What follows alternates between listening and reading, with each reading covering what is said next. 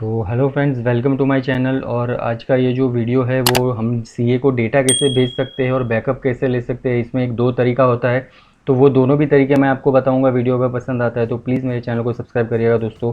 तो सबसे पहले तो यहाँ पे देखते हैं हम, ये जो यहाँ पे वाई वाला ऑप्शन दिया हुआ है, ऑल्ट वाई डेटा का, तो यहाँ से हम लोग देख सकते हैं यहाँ पे बैकअप करके लिखा हुआ है। तो यहाँ पे बैकअप में अगर हम लोग क्लिक करते हैं तो इस तरीके से बैकअप का जो आता है स्क्रीन आ जाता है। और यहाँ पे डेटा पाथ यहाँ यहीं से हम लोग देख सकते हैं। यहाँ पे देख सकते हो आप डेटा पाथ सी यूज़र पब्लिक टेली ERP9, और इसका बैकअप कहाँ जाता है वो भी लिखा हुआ है।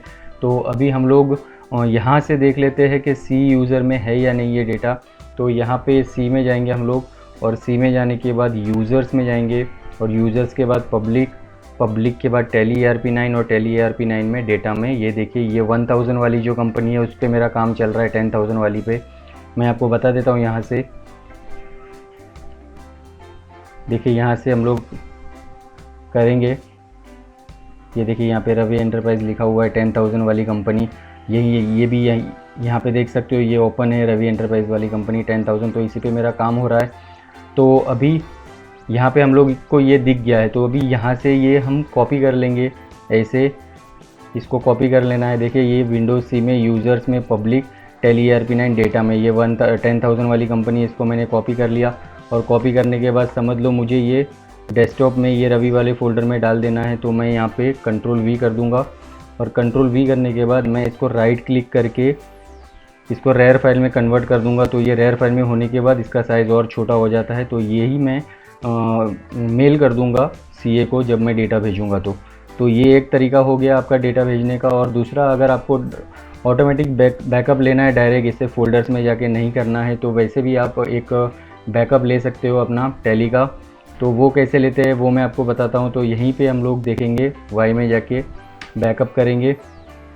और बैकअप कौन सी कंपनी का लेना है, तो मुझे लेना है ये 10,000 वाली कंपनी का, रवि एंटरप्राइज़ का।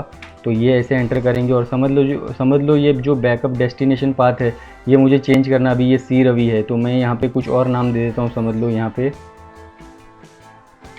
मैं यहाँ पे कुछ और नाम दे देता हूँ। समझ लो सुरेश नाम दे देता हूँ मैं यहाँ पे। सुरेश नाम का फ़ोल्डर नहीं है, तो वो पूछेगा डू यू वांट टू, ये does not exist, do you want to create. तो मैं यहाँ पे यस करता हूँ, और ये सुरेश नाम का फ़ोल्डर आ चुका है। और ये रवि एंटरप्राइज़ का जो डेटा है ये सुरेश नाम के फ़ोल्डर में सी में चला जाएगा। तो ये मैंने बैकअप ले लिया, और ये फटाक से बैकअप हो गया। अभी हम लोग जाके सी में देखते हैं कि ये जो सी है इसमें सुरेश नाम का फ़ोल्डर आया है या नहीं।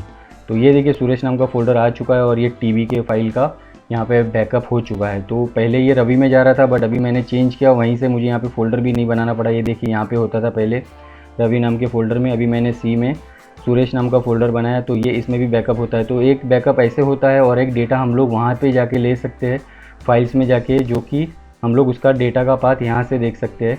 डेटा में जाके ये जो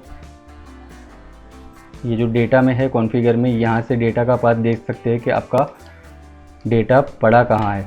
तो ये इसमें जाएंगे तो यहाँ पे दिख जाता है आपका सी यूज़र्स पब्लिक टेली ERP9 और टेली। तो इस नाम का फ़ोल्डर है जिसमें पड़ा हुआ है ये सब डेटा। तो दोस्तों मैंने आपको दो तरीके बताए, आप ये दोनों तरीके से अपने CA को डेटा भेज सकते हो। और एक ये तरीका है जिससे आप अपना बैकअप ले सकते हो। तो एक तरीके से आप CA को डेटा भेज सकते हो, और एक तरीके से आप अपनी टीवी के फाइल बना सकते हो। तो टीवी के फाइल भी भेज सकते हो, कोई इशू नहीं है। तो वीडियो अगर पसंद आई रहेगी तो दोस्तों प्लीज़ लाइक एंड सब्सक्राइब करना मेरे चैनल को। Till then thank you so much and bye.